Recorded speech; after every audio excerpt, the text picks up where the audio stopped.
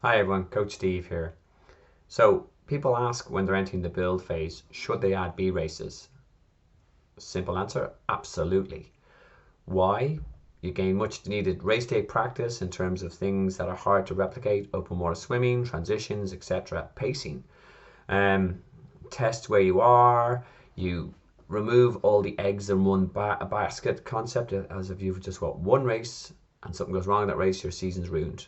B races, you can get little minor PBs and you can just have a bit of fun. This is our hobby. Let's get out there, let's be competitive, let's learn, let's have a bit of crack.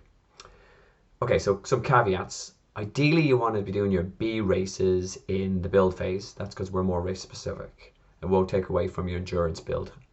Um, Another one, do not overload your race schedule to the point where you're actually knocking off way too many kind of key build sessions.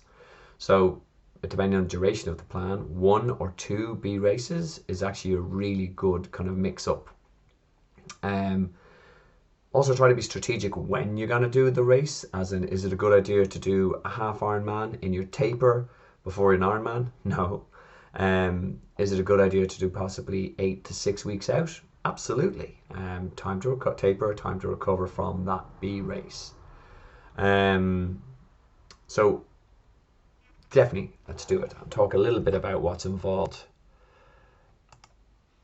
Okay, so what makes sense?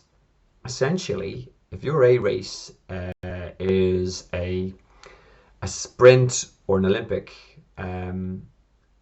you would never go higher than that level of race. So if you're training for a sprint or Olympic, you're not going to do a half Ironman in terms of a B race. Same applies to 70.3 or an Ironman. You'd go up to the distance, the below that, to actually test yourself and gain some pacing in race day experience. So, for example, for a 70.3, it would make sense to actually do an Olympic again 6 to 8 weeks out from your 70.3. Would you get much from doing a sprint? Possibly. Would you do an Ironman? Absolutely not. And there's a table there that shows you in terms of, even for running, what races would make sense to add as B races that will not detract from your overall A race goal. Okay, so how should I add B races? Now there's always, the longer the plan, there's more opportunity to add in more B races. So if you've got a 48-week Ironman plan, that means you've got an opportunity to add in at least 2 Olympics, a sprint if you want, a half Ironman in the build phase, because there's a lot of time. But you do need to build in, for certain races, a certain amount of taper, as in we reduce the training load to let you be fresh even for your B race, and then certain amounts of recovery. Depending on the race or the intensity and duration of it, you may need more days to recover. So for sprint distance, I typically say for a taper, it's just come and do a light 2-day taper beforehand, a full rest day afterwards, and just an easy 1 to 2 days. Olympic distance, it's a moderate effort, so you're looking at a 4-day taper, including a short equipment test where you do a 20k brick, a 20k bike, followed by a 1 or 2k brick using your test equipment. Full rest day, and then easy 3 days afterwards. And when I say easy days, I mean recovery swims, recovery runs of up to 8k, and possibly a short 60-minute bike.